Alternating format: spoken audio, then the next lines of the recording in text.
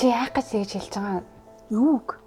ээжэд өчтөрийн ямиг хүн чам битээ хэлээрээ гэдэг чинь ичдүүсийн нууцааг хэлээд тачаасан муухай юм. Та өөрөө л ооц. Хоёр ингээд одоо үерхэл нөхөрлөл ингээд одоо крашлдаг хүмүүс ингээд тэрний талаар ингээд ярихаар юунаас ерөөс нуухгүй гоё нээлттэй ярьдаг уу. Одоо танаа ихчэн чиний хамгийн дургу өргөдөг үйлдэл нь ямар үйлдэл вэ? Тэгсэн чинь манайд нэг удаа намайг гомдож ирсэн байна нэрээ. Хизээ ямар үед ихчээгээ хүн миний талд байдаг юм байна гэж бодсон бэ. Яах, ярих гэхээр хоолоо яагаад.